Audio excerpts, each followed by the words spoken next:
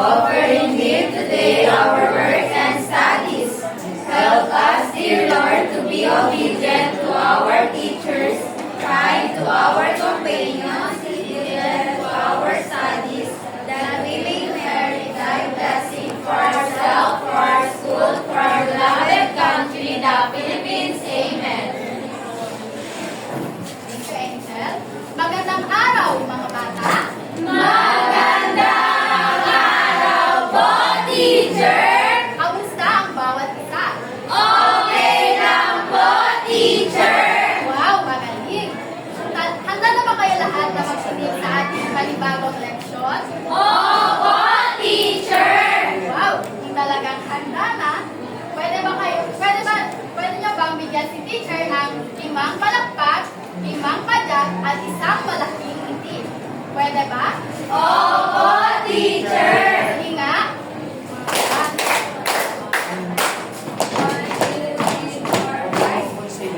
Rizalin, paano mo ba ipakita kung paano yung malaking ngiti?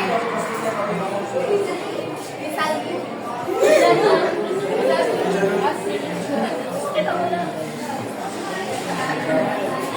Wow, magaling. Magaling, Rizalud. Ngayon, pwede na kayong umupo. At bago kayo umupo, pwede nyo pagpunutin ang mga basura na sa inyong paligid. At umupo ng maligid. Bago ang lahat, i-check muna ni teacher kung sino ang lumiban sa araw na ito. Itaas nyo lamang ang inyong kanang kamay kapag tinawag ni teacher ang inyong pangalan at sabihin, narito po, teacher. Malinaw ba, mga bata? Opo, teacher! Agil Parson, Narito po, teacher. Rosalyn Guadno, Narito po, teacher. Angel Enriquez, narito po, teacher. Magaling. Magaling, walang lumiban sa araw na ito. Pwede nyo bang bigyan ng 5 palakpak ang inyong mga sarili? Ngayon, meron si teacher dito sa Pizarra, isang chart. Sino pwede magsabi kung ano yung nakikita nyo sa chart? Teachers! Teacher, yes, Annie. Dalawang emergency kit, teacher! Magaling, ano pa? Yes, Jennifer. Teacher, yung isang baris mo ba, teacher? Magaling. Ang nakikita nyo sa ating Pizarra ay tinawag ko, handa ka ba, emergency kit? At sa ating chart na ito, hahatiin ko ang classes sa 2 grupo. Etong row na ito ay magiging pangkat 1. At sa kabila naman ay ang magiging pangkat 2. Saan na ulit ang pangkat 1? Itaas ang kamay. Nandito pa kami, teacher! Ang pangkat 2 naman. Nandito po, teacher! Ngayon, ang kailangan nyo lamang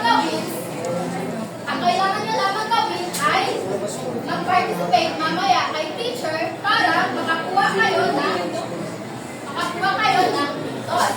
At sa bawat puntos ay bibigyan ko kayo ng panglunas para sa mga kalamidad o kagamitan na maaaring gamitin natin sa oras ng mga kalamidad. Example dito ang flashlight at itong emergency kit ay magsisilbing lagayan nyo. Malinaw ba, mga bata? Opo, teacher! Ngayon ay tinandang kanta si teacher. Handa ba kayong makinig kung ano ito? Opo, teacher!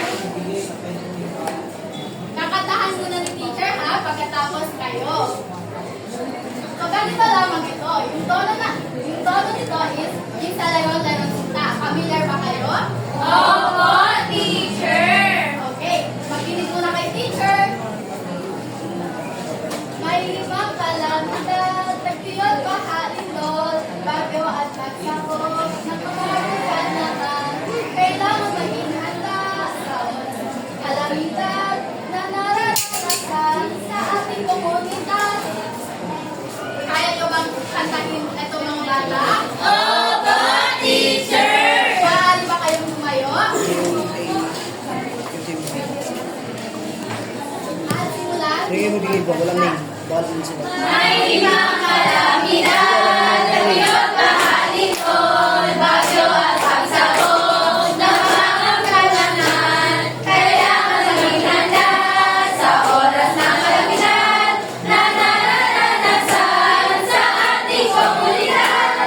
May limang kalamidad, nagayot mahalingkod, bagyo at pagsabog ng mga kalanan.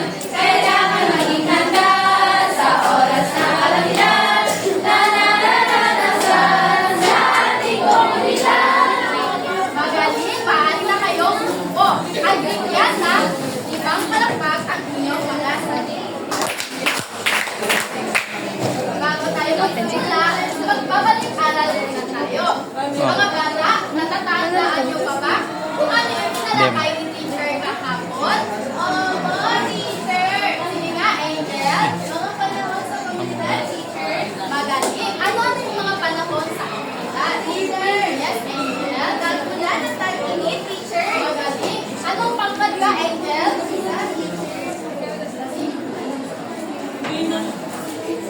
Sa ano po, notebook. Hindi ko na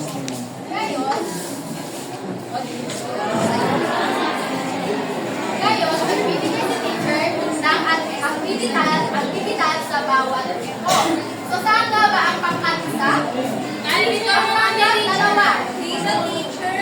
So, ang kailangan nyo lamang gawin ay pumili ng isang miyembro na magre-representa para sa inyong grupo. Ang kailangan lang gawin ng isang miyembro sa inyong grupo ay i-explain kung ano yung nasa larawan. Malinaw ba, mga bata? Opo, teacher! Ito, isang pangkat isa.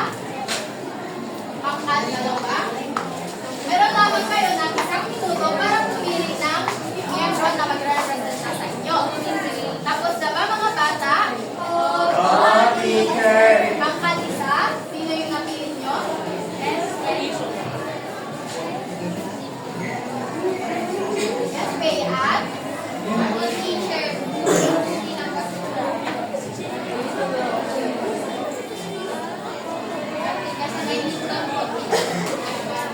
Bigyan si Pean ng limang palakpak. Magbibigay si teacher ng dalawang puntos kay Pean. Pangkat dalawa, sino ang napili mo?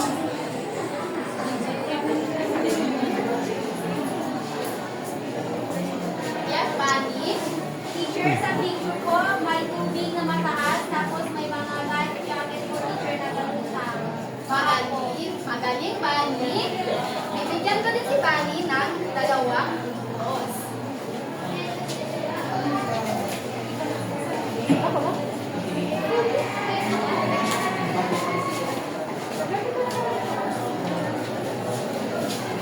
Okay, mga bata. Base sa larawan na inyong in-explain or pinakita ni teacher, naranasan nyo na ba ang mga ito? Opo, teacher! Ano ang naramdaman nyo nung naranasan nyo? Malungkot po, teacher! Ani, naranasan mo na ba ang baha? Opo, teacher. Ikaw, Jetrel. Opo, teacher! Malungkot po at saka malamig. Ako, teacher. Totoo. Nakakalungkot at nakakatakot talaga ang baha o ang lindol. So, ngayon, mga bata, tatalakayin natin ang panahon at kalamidad sa sariling komunidad.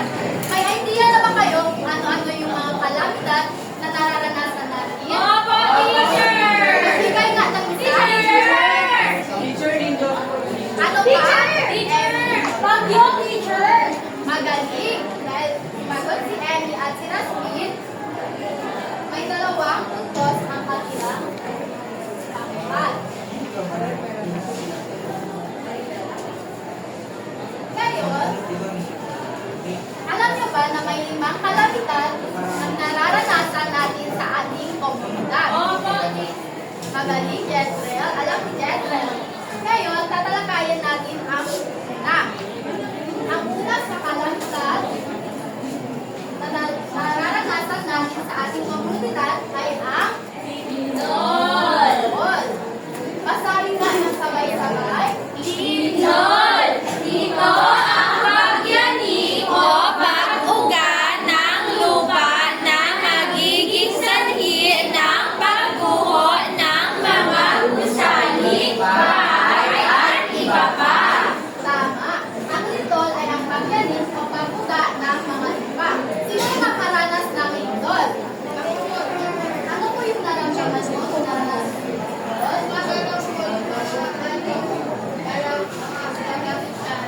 Handa ka.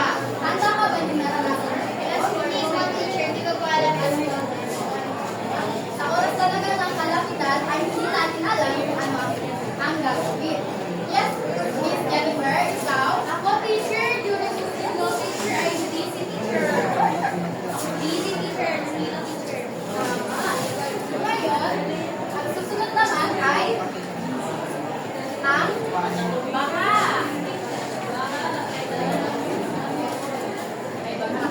Sino na nakaranas dito yung ng baka? Teacher!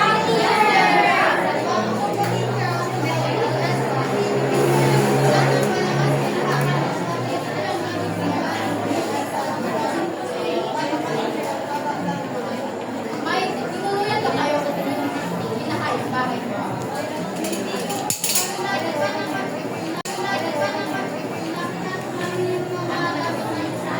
Thank you, Erica. Ngayon, basahin natin kung ano ang baka. Talan nito ang maraming tubig, ulan na nakakasira ng mga pananim. Ang baha ay nagdadala ng dito ng maraming tubig, ulan at nakakasira ng mga pananim. Hindi lamang pananim, kundi nakakasira din sila ng hanap buhay ng mga tao. Katulad na lang yung sa dagat, yung mga nakatira sa dagat, minsan hindi sila nakakapag-isda dahil sa malakas na alon. Kaya naman, may tuloy tayo sa ikatlong palagay. Ano sa tingin nyo? Bagyo, teacher! Paano nyo bang masahin? Bagyo! May dala itong malakas na hangin at ulan na nakakasira ng mga pananim at kabahayan. Alam nyo, nakakasal nyo na ba ang bagyo, mga bata? Opo, teacher! Ang Lingard is teacher na nakasal po yung bagyo, teacher. Ang nagpasalagwan ko, teacher. Wala rin po kayo sa laban, kaya po sobrang hangin po, teacher. Totoo. Ang bagyo, minsan, may kasama din itong kidlat at kulog. Sino tanong dito sa kidlat? Ako po, teacher! So, ang bagyo ay may dala ito malakas na hangin at ulan na nakakasira ng mga pananim at kapakuyan. Ngayon naman, ano ang nakikita nyo sa larawan na ito? Pagsabog ng Sino gusto sagot? Yes, please. Tama. Sino na nakakita dito ng vulkan? wala. Wala kasi tayo dito ang vulkan malapit sa ating komunidad. Alam nyo ba na nakakatakot ang pagsabog ng vulkan? Oo. Basahin ka natin.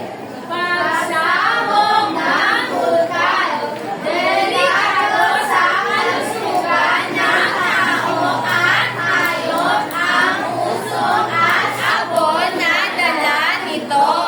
Ang pagsabog ng vulkan ay delikado talaga sa ating kalusugan.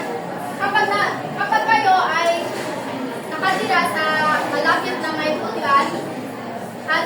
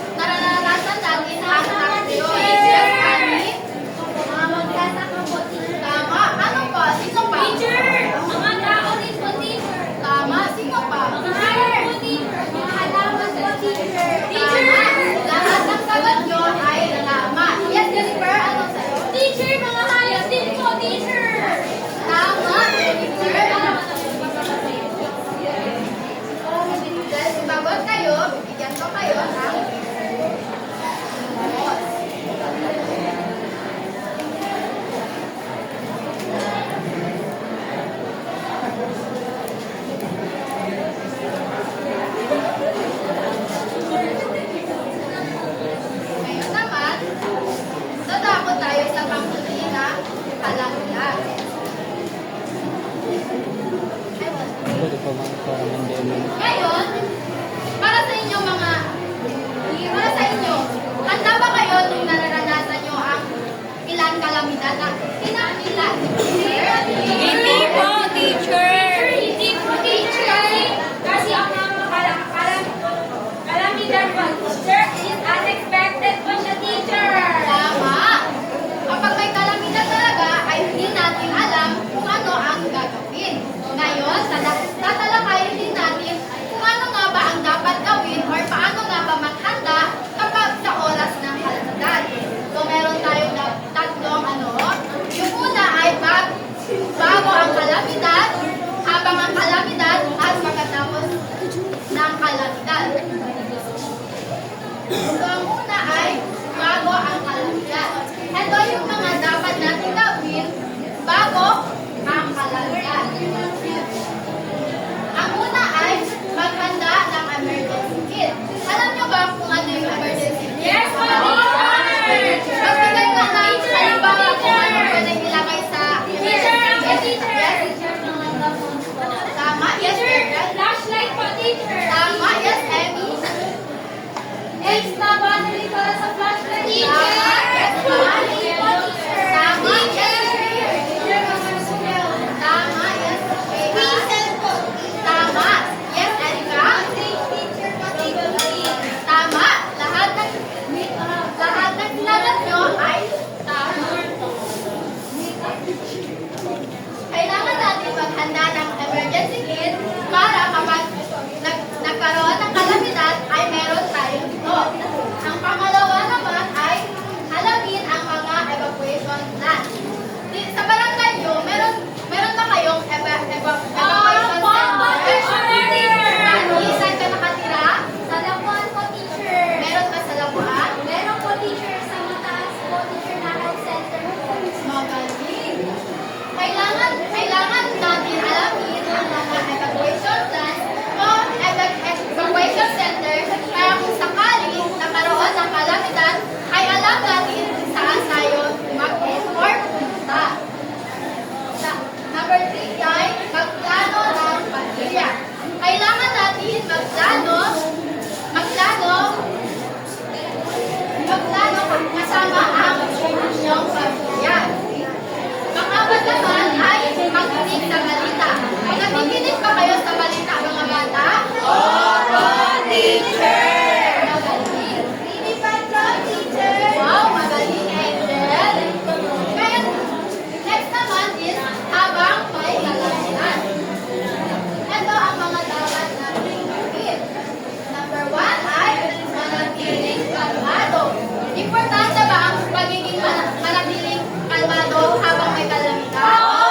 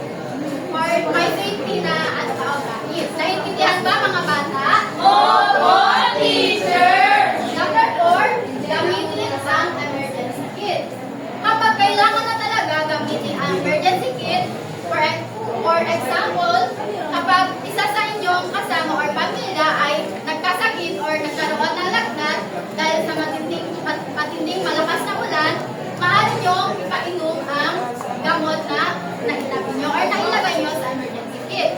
O pagkain din, kapag naubusan kayo ng pagkain, pwede din yung galawin ang pagkain sa emergency kit niyo. Malinaw ba mga bata? Oh, teacher!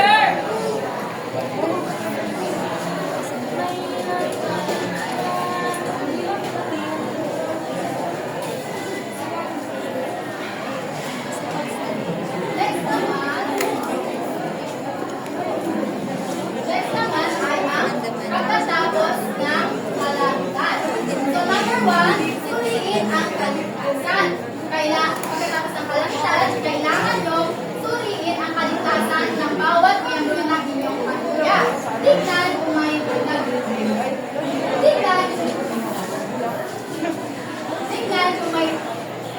kung may nawala bang gamit or napinsalang gamit sa inyong bahay. Number 2, tignan ang mga nasira. So, kailangan yung report or iulan sa barangay kung ano yung nasira or napinsala ng mga bagay sa inyong bahay. Ganda yung mga... Number 3 naman, tumulong sa kapwa. Importante ba ang tumulong sa kapwa, mga bata? Sunod dito ang tumulong kapag may anong ginagawa mo kapag? Teacher, yung one time yung teacher na karoon ng body, sir, may mga sobra po ang damit at saka yung may nangilan po kami na wala damit. Binibigay po namin, teacher!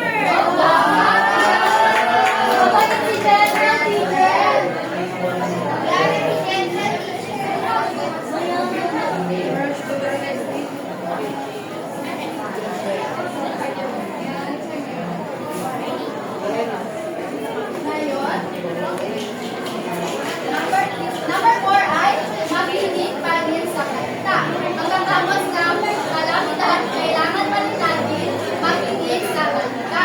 Para alam natin kung meron bang aftershock or may ibang bagyo ba or may ibang bagyo na dadating sa ating komunidad.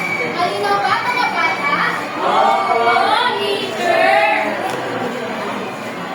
Ngayon, base sa tinalakay ni teacher, ano-ano ang limang kalamidad? Talagang nakikinig? Yes, Jetrel? Teacher, yung lindol, baha, bagyo, pagsabog ng vulkan at tag-uyon. Magaling.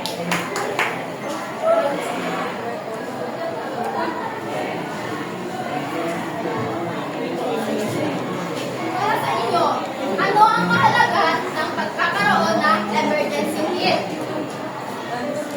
Yes, Amy? Para kung may kalamidad, teacher, may gagamitin tayo, teacher, katulad na lang ng flashlight, teacher, ng bracelet, at also, teacher, ng mga band-aid, at yung pagkain, teacher, pag gutom tayo. Tama, magaling, Amy. Ngayon naman, meron si teacher, inandang activity. Saan na ulit ang pangkat isa? Nandito po kami, teacher. Ang pangkat dalawa. Dito po, teacher. Magaling.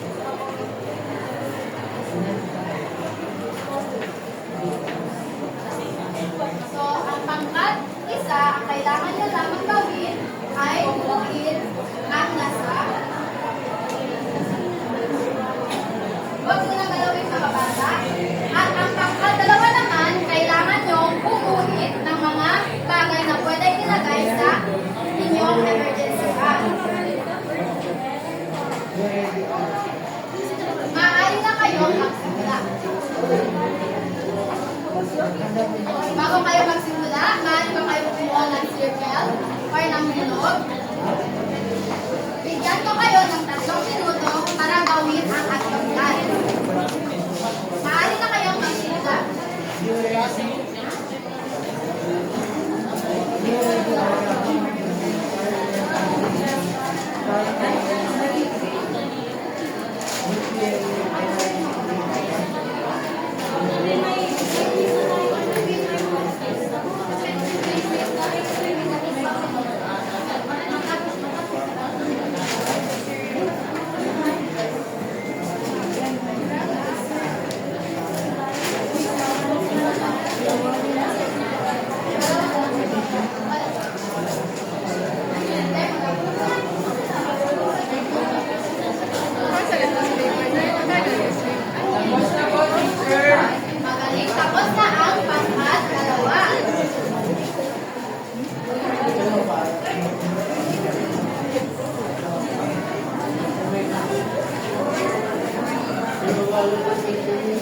Wala po, di ka mandi mo ano yun? Ha?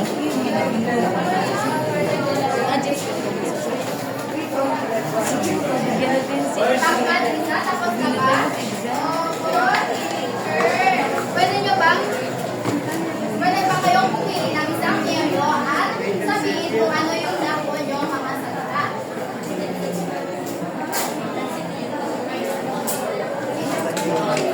Sino pag-ayulego tayo?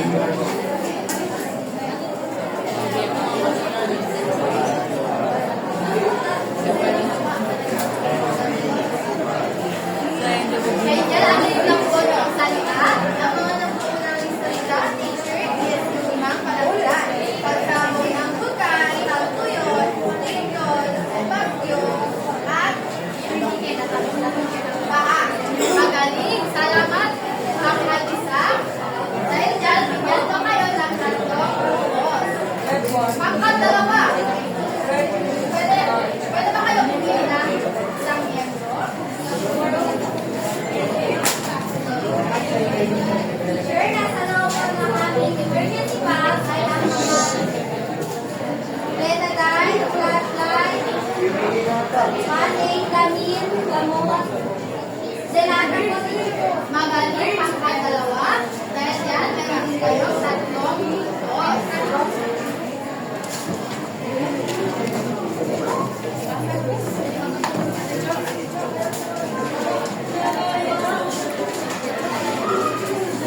Ngayon, meron si teacher inihanda pang quiz. Mga bata, maaari ba kayo magbili kay teacher? Opo, teacher. Kumuha ng isang buong papel at isulat ang ating pag-quiz. Makinig sa panuto. Itanggal ang larawan ng palagkat na nasa sa hanay A. Ang kahulugan nito ay nasa hanay B. Tapos na ba mga bata? Opo, teacher! Magaling. Ngayon, meron si teacher, taglag alamin. Maaari nyo bang basahin ng sabay-sabay? Taglag alamin. Para sa inyong taglag alamin, maglalaan ng iba't ibang